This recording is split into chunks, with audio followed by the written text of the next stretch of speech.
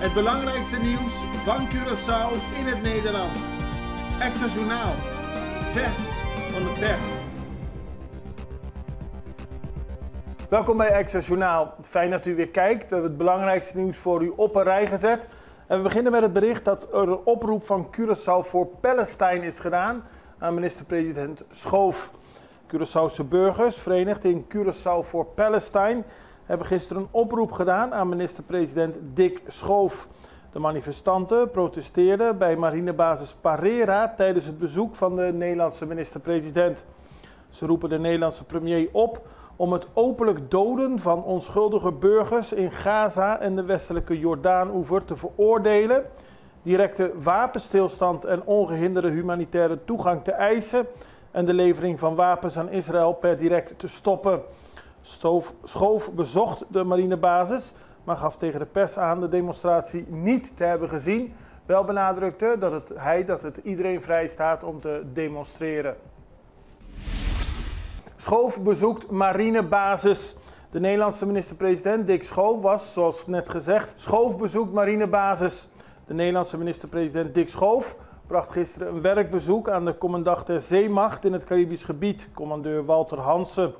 Op marinebasis Parera op Curaçao kreeg Schoof een briefing over de taken en verantwoordelijkheden van Defensie en de kustwacht in het Caribisch gebied.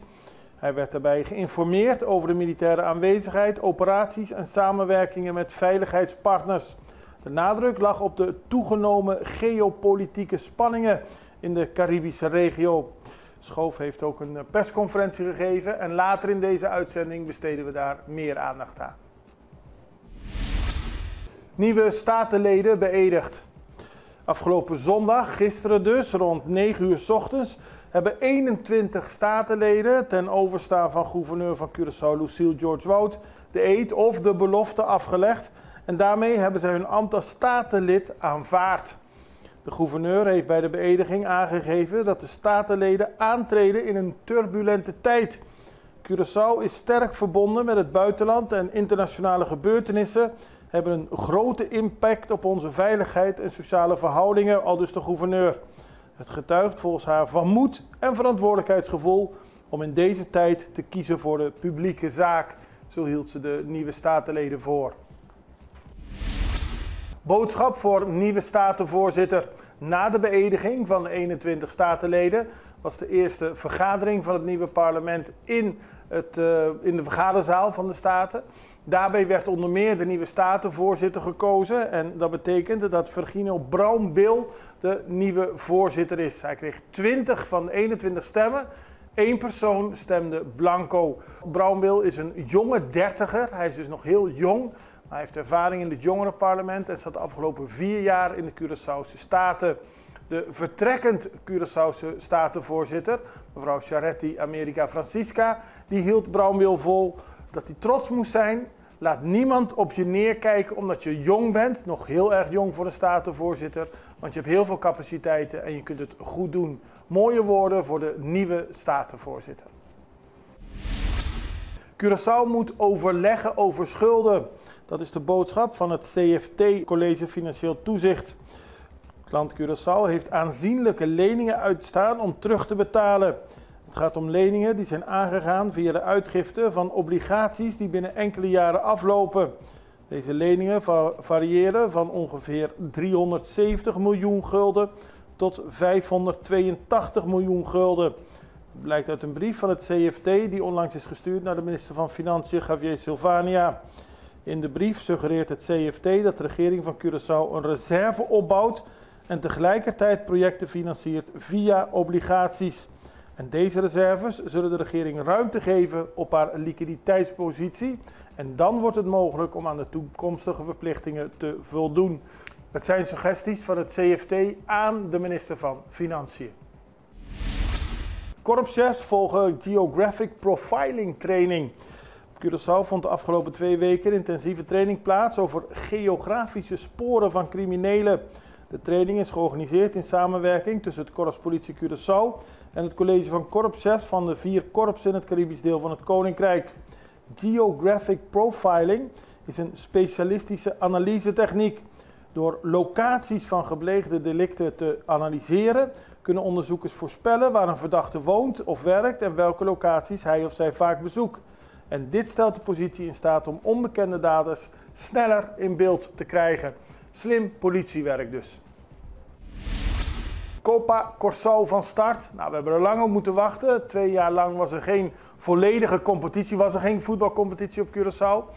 Daarvoor is nu een Copa Curaçao, de Curaçao Cup. Die is dit weekend begonnen en duurt tot 2 juli. En daarna begint na de zomervakantie uiteindelijk weer een nieuwe competitie. En de bekende ploegen van Curaçao zijn voortvarend van start gegaan. Jong Colombia won met 12-0 van de Koning. Scherpenheuvel met 9-0 van Wichi Marchena. En Dominguito met 7-0 van Westwolf United. Het zijn grote uitslagen en het gaf aan dat de spelers er weer zin in hadden na zo lang stil te hebben gestaan. Wij gaan even over naar een break. We zijn zo bij u terug. Extra in Nederland. Van Amsterdam tot Arnhem, van Groningen tot Maastricht, Extra is erbij. Volg Extra Digitaal en blijf op de hoogte van de belangrijkste ontwikkelingen in Nederland. Extra Digitaal is te zien op verschillende platforms en kanalen zoals WhatsApp, YouTube, Facebook, Instagram en ook TikTok. Wilt u ons op de hoogte brengen van een evenement of iets doorgeven? Neem contact op via WhatsApp, e-mail, Facebook of bel gewoon 06 1364 2945. Volg of abonneer je op Extra Digitaal. Klik aan en volg ons.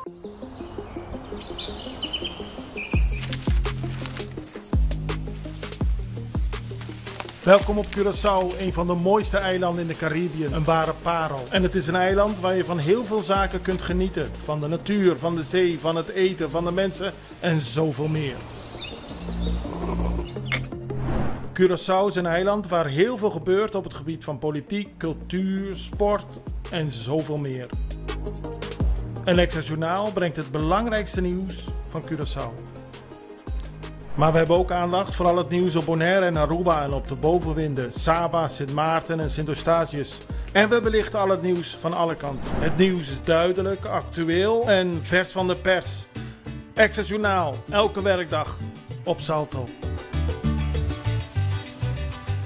Op Curaçao zijn we de hele dag bezig met het maken van Extra Journaal. Volg ons op je favoriete Amsterdamse zender, Tauro.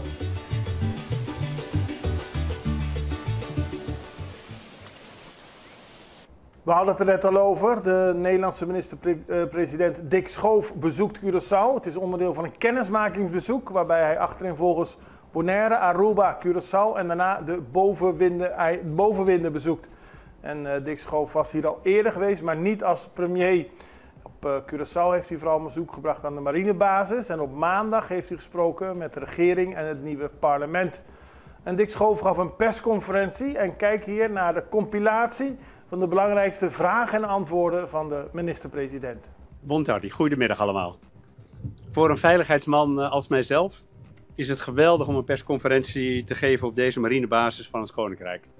Elke dag wordt hier door alle mannen en vrouwen keihard gewerkt aan het bewaken van de grenzen van ons Koninkrijk. Ik ben blij als minister-president ook dit deel van het Koninkrijk te kunnen bezoeken. Ik ben niet voor het eerst in het Caribisch gebied, maar wel als minister-president. Eigenlijk een soort hernieuwde kennismaking. Het is ontzettend belangrijk om goed samen te werken binnen de verschillende landen van ons Koninkrijk. Uiteraard altijd op basis van gelijkwaardigheid en respect voor ieders autonomie. Gezien de toegenomen geopolitieke spanningen in de wereld, die ook het Caribisch gebied raken, was het goed om bijgepraat te worden door de commandant der zeestrijdkrachten in het Caribisch gebied. Daarnaast hebben we ook gesproken over de bestrijding van de grensoverschrijdende criminaliteit, het bieden van humanitaire hulp en de rol van Defensie in het verlenen van bijstand wanneer landen in het Caribisch gebied daarom vragen. Morgen zal ik uitgebreid spreken met minister-president Pisas en zijn raad van ministers. En ik kijk ernaar uit om met ze te spreken over hun inzet voor Curaçao de afgelopen jaren en hoe we de samenwerking tussen onze regeringen verder kunnen versterken in de toekomst. Daarnaast spreek ik met de nieuwe leden van de Staat. Ze zijn vandaag door de gouverneur beëdigd en ik ben nieuwsgierig naar wat zij voor Curaçao willen gaan betekenen, ook de komende jaren. Nederland geeft met de landen gezamenlijk inhoud en invulling aan de uitdagingen waar het Koninkrijk voor staat in de wereld. Niet alleen omdat het statuut dat zegt, maar ook omdat het geheel van onze samenwerking in de wereld meer effect heeft dan de som der delen. Als kabinet werken we bijvoorbeeld samen met Curaçao, Aruba en Sint Maarten aan goed bestuur en solide financiën. Dit zijn belangrijke randvoorwaarden voor economische zelfredzaamheid. Een goed werkende economie draagt daarbij aan een groeiende zelfredzaamheid voor het Caribisch deel van het Koninkrijk. De bestaande samenwerkingen via het landspakket zullen we kunnen voortzetten. Er zijn mooie stappen gezet als het gaat om financieel beheer, hervormingen van de Belastingdienst, verlagen red tape bij de ondernemingen en de dienstverlening van de overheid. Samenwerken is niet alleen een blijvende gezamenlijke opgave, maar ook een gezamenlijk belang van de 4 landen van ons Koninkrijk. Ik wil Curaçao danken voor de hartelijke ontvangst. Ik heb het land eerder bezocht en herken wederom de warmte en de mensen en de cultuur. Hopelijk tot snel. Dankjewel, burgemeester Paul. Nu is het tijd voor een vragenronde. Graag je naam en welk medium je representeert. Bij wie mag ik? Ja, Oscar van Dam. Goedemiddag, Montardi. Oscar van Dam, ik werk voor de Extra en ook voor het ANP. U bent een veiligheidsman, u noemde het als een van de eerste woorden. En u bent nu heel dicht bij Venezuela. Dat land, daar gaat het niet goed mee. Die veiligheidsrisico's rond Venezuela worden eigenlijk voor een leek met het jaar groter. Het wordt steeds slechter, mensen gaan meer vluchten. Hoe ziet u dat? U bent nu zo dicht bij Venezuela, bent u ook zelfs bij het water geweest. Wordt het met het jaar hoger, het veiligheidsrisico voor Curaçao en de andere eilanden hier? Nou, ik denk dat we ons allemaal zeer goed bewust zijn van de ontwikkeling in Venezuela. De Nederlandse regering heeft zich daar ook over uitgesproken. Ik denk dat ook hier de regeringen van Aruba en van Curaçao natuurlijk zorgen hebben over de ontwikkelingen in Venezuela. En dat is ook een van de redenen waarom ik denk dat het goed is dat we die samenwerking over de kustwacht vanuit Defensie zeg maar verder met elkaar versterken. Zodat we gezamenlijk als Koninkrijk goed voorbereid zijn. Of het nou gaat om een vluchtelingenstroom of dat het gaat om andere vormen die zeg maar voor deze landen in het Koninkrijk nadelig kunnen zijn. En daar kan men op Nederland rekenen. Die hebt u waarschijnlijk nog niet gezien. Nee, die stonden er nog niet toen ik binnenkwam. Nee. Het is weer Free Palestine. Wat wilt u tegen de betogers zeggen? Dat zullen u waarschijnlijk niet zien. Ze zijn ongerust, ze zijn teleurgesteld in de positie van de Nederlandse regering. Wat wilt u tegen de betogers zeggen? Nou, datgene wat ik ook met enige regelmaat zeg in Nederland. Dat als je de beelden ziet in Gaza, dat vreselijke beelden zijn.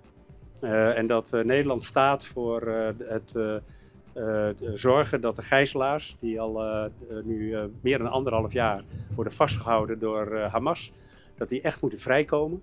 Dat de humanitaire hulp en de blokkade die op dit moment op die humanitaire hulp wordt gelegd, dat die moet worden opgeheven. Heeft Nederland ook veroordeeld. Dat het belangrijk is dat die humanitaire hulp op gang komt. Dat Nederland elke keer kijkt op stap voor stap hoe we reageren op de oorlog tussen Israël en Hamas. Want daar gaat het eigenlijk ook om. En dat Nederland blijft streven naar een staakt het vuren. Daarvoor alle diplomatieke middelen inzet. En uiteindelijk willen komen tot een duurzame vrede en de 2-statenoplossing. Dat is waar Nederland voor staat. En dan gaan we naar internationaal nieuws. Het gaat over de nieuwe paus. Die werd vorige week verkozen. En zoals bekend is, was Leo XIV jarenlang werkzaam in Noord-Peru. En momenteel zijn in Chiclayo allemaal mensen opgestaan die laten weten dat de paus daar was. Maar vooral wat hij daar gegeten heeft. Zo hebben de medewerkers van Las Americas naast de kathedraal naar zeggen zijn favoriete gerecht in de etalage gezet. Het is gefrituurde kip met een geheime groene saus. En iedereen is trots dat ze de paus voorheen hebben bediend. Leo XIV zette zo'n 40 jaar geleden voor het eerst voet op de Peruaanse bodem als missionaris. Daarna werd hij bisschop van het bisdom Chiclayo. En dat ligt in het noordwesten van het land. In 2015 kreeg hij het Peruaanse staatsburgerschap. En de restauranthouders denken met weemoed aan de paus terug, want er zijn allemaal plaatsen die nu laten zien dat hij daar vaak kwam en dat hij graag daar iets lokaals at. Daarmee zijn we aan het einde gekomen van deze aflevering van Extra Journaal. We zijn er morgen weer en ik hoop u ook. Het allerbeste, tot ziens.